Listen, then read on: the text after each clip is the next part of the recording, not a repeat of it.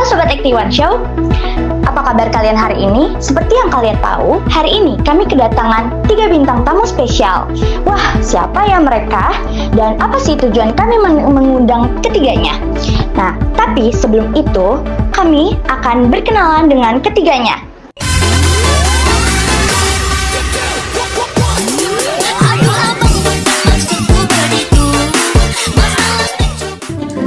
Udah mulai ya? Aduh, TikTokku belum kelar nih. Iya ya, sabar. Aku Vio dari Daerah Putih. Panggil aja Vio. Aku suka banget bikin konten TikTok, filler beauty, transisi. Semua aku jago. Aku juga bisa makeup. Pokoknya aku cantik deh. Gitu aja sih. Asal ya? Di Padang, apa tuh namanya? Payakumbuh atau Payakumbuh? Gak tahu deh, pokoknya gitulah. Aku emang lahir di sana, tapi ngapain juga inget kampung halaman. Sekarang aku tinggal di kota, Beb.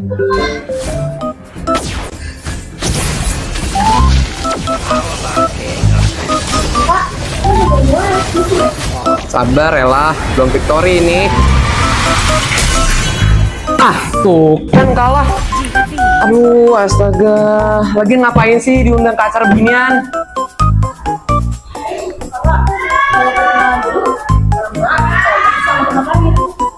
Nama saya Matthew. Saya gamer, hardcore. Dulu main Minecraft, tapi sekarang main COD. Tempat lahir Medan. Nggak terlalu saya urusin itu. Yang penting sinyal di sini jelek banget. Mana hotspot gue?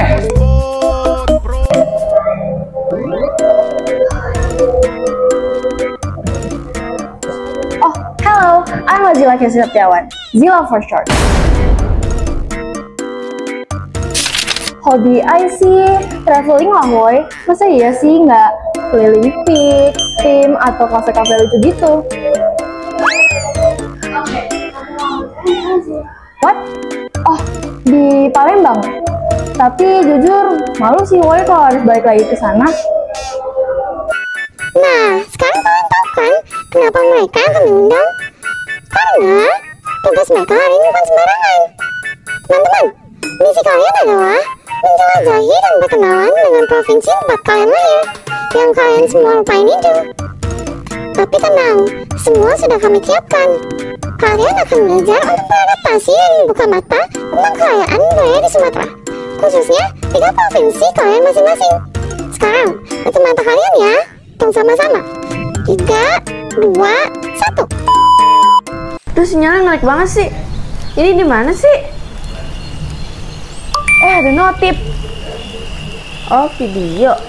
Halo Nala, di sini kami bertiga dengan saya Syafa, dengan saya Maria, dengan saya Nateni. Hari ini kita akan menjelaskan tentang perhiasan dan baju khas Minang untuk laki-laki dan perempuan. Yang pertama ada suntiang. Suntiang adalah lambang kekuatan perempuan Minang. Beratnya bisa lebih dari 3 kilo, tetapi perempuan tetap tegar memakainya saat pernikahan.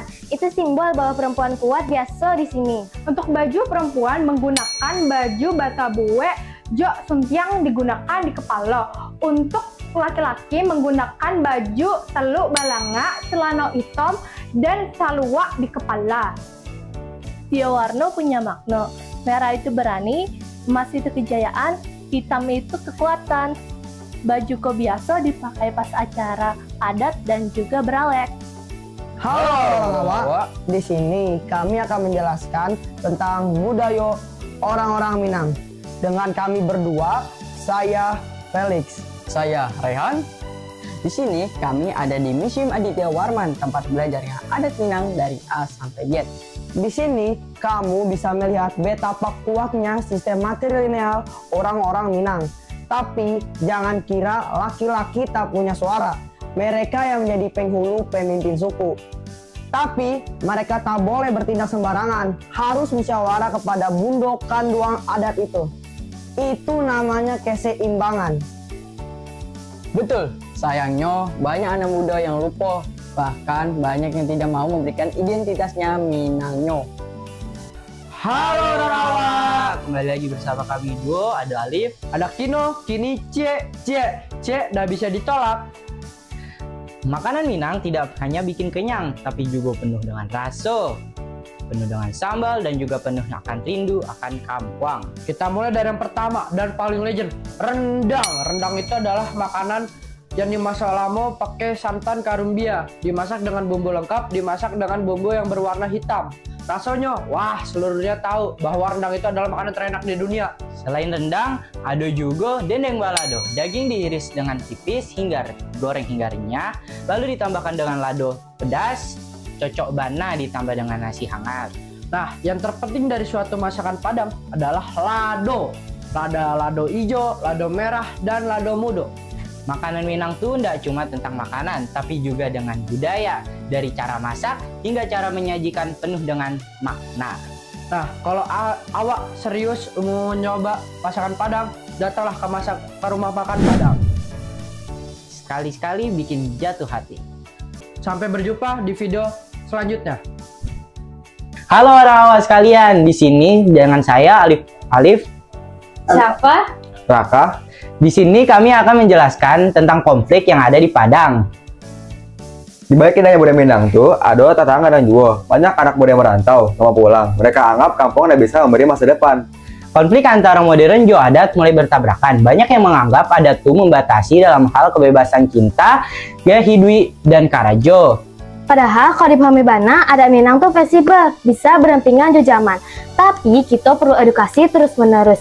Kita harus bangga jadi orang awak, bukan malah tinggalkan.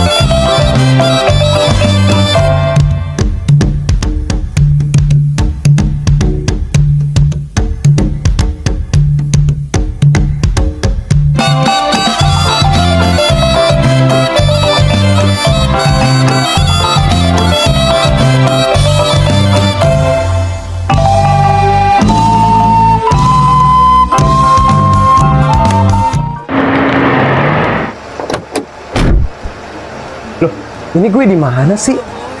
Aduh, sinyal tinggal 2 bar. Powerbank gue mati juga. Sial banget sih. Baru juga turun, ini kota langsung kasih challenge ya. Oi Matthew, selamat datang di Medan Bang. Ini bukan kota paling kaleng, ini Medan, kota paling ramai, paling ribut, tapi hatinya lembut. Waktunya kau kenal sama budaya Melayu Delhi. Kota yang penuh bumbu, kopi panas, dan bahasa yang campur-campur tapi ngena di hati. Sini tak cukup. Kau cuma tahan di jalan, kau harus mengerti rasa. Baru juga napas, ini kok kayak masuk Survivor Medan Edition ya? Tapi seru juga sih. Asal jangan disuruh masak gulai kepala ikan 3 jam aja di tepi jalan. Hai, ini ulas ya Matthew, ini bukan sembarang kain. Ini lambang hormat, adat, dan harga diri. Kain ini bisa dipakai waktu acara besar, seperti nikahan, sunatan, sampai syukuran. Kau tahu, orang Medan itu hidupnya penuh dengan simbol. Orang tuamu dulu pun pernah singgah di sini, kau tahu? Wah, serius? Terima kasih Kak Zura. Ini enak kayak selimut hotel ya. Tebal, nyaman, tapi hangatnya beda. Kayak diselimuti sejarah. Mat, sini kau. Kau taunya asal-usulmu? Penting kali itu di sini. Harga itu bukan cuma tertulis di KTP, tapi juga semacam GPS-nya batin orang sini lah. Kalau kau tak tahu asal-usulmu, senyasar nanti kau. Apalagi urusannya tentang cinta. Iyalah Bang, di Medan ini ada adat tak tertulis. Kalau kau pacaran sama sepupu jauh aja, bisa ribut loh satu kampung. Dulu pun ada kawan kami, udah lamaran, baru tahu mereka sekandung. Langsung batal, nangis-nangis pun kayak sinetron azab. Wah, jadi kayak peraturan tentang cinta ala-ala Game of Thrones gitu. Tapi bedanya bukan soal tahta, tapi soal darah. Serem tapi menarik. Tapi ini lebih serem dari Game of Thrones. Karena yang marah ini Mamak Medan. Sekalinya merepet, Tahan 13 bonus episode bang. Namat, ini namanya kari bihun. Yang ini nih memang tidak dikasih santan, memang khusus lah buat orang-orang alergi. Karena kami tahu kalau perantau itu kan macam-macam ya. Memang Medan itu kental kali budayanya, tapi Medan juga kota toleransi. Tapi tenang aja, bumbu khasnya tetap nendang. Ada serai, lengkuas, sambal tumbu. Kau coba aja lah dulu. Kalau ini arsik ikan mas, bilang pedas ya pedas, tapi ini makanan raja-raja kampung bah. Kalau udah makan ini, rasanya hidup jadi lebih semangat. Wah, rasanya kayak dimarahin tapi sayang. Gak ngerti tapi jatuh cinta. Perut saya belum ngerti tapi hati saya udah lumer.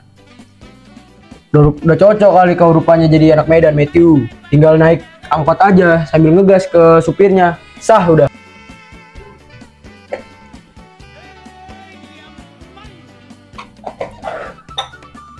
Matthew, kau sudah lihat ramainya kota Medan ini? Tapi kau juga harus tahu, ini kota bukan cuma soal makanan pedas dan suara keras. Di sini juga ada luka, konflik karena beda agama, beda kampung. Itu masih ada. Kadang cuma karena beda tempat ibadah saja, orang-orang itu bisa panas. Tapi Mat, dari situ kita belajar. Diam dulu sebelum berbicara. Dulu ada teman sekampungku, kita beda suku. Awalnya kita hidup sekampung-kampung, tapi akhirnya jadi teladan juga. Dari sini itu penting, hati-hati harus dibesar. Sekarang, Medan pelan-pelan belajar untuk membuka pintu bagi semua, bukan hanya bagi yang sama. Terkadang yang kuat bukan tentang suara yang keras, tetapi orang yang memilih diam dan tetap memeluk meski disakiti. Medan, kalian bukan cuma tentang kuat, tapi juga sabar. Itulah Medan bang, cepat marah, lalu cepat juga minta maaf. Tapi jangan coba-coba kau ambil rendang di piring kami ya, bisa-bisa kita ribut sekampung. Rumah adat Melayu Delimat, tinggi ini bukan hanya sekedar gaya. Ini tanda kami selalu siap menghadapi banjir, panas, apapun itu. Sekarang sih yang datang bukan harimau, tapi tagihan bulanan. Nih, lihat, bukan cuma lukisan, tiap ukiran ada artinya. Ini lambang sabar, ini hormat, ini cinta yang gampang. Cinta itu kayak naik tangga rumah adat, capek, tapi pas di atas kau bisa lihat dunia dengan cara yang beda. Berasa masuk museum hidup ya, tapi penuh jiwa. Cuma kok gak ada AC-nya ya? Iya, yang ada cuma angin dan kenangan bang.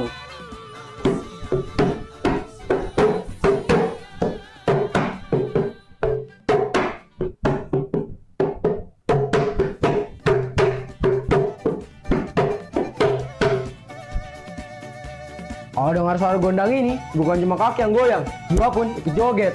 Ini bukan sekedar musik, ini jantungnya Medan. Dari marhaban sampai road remix, semuanya hidup di sini.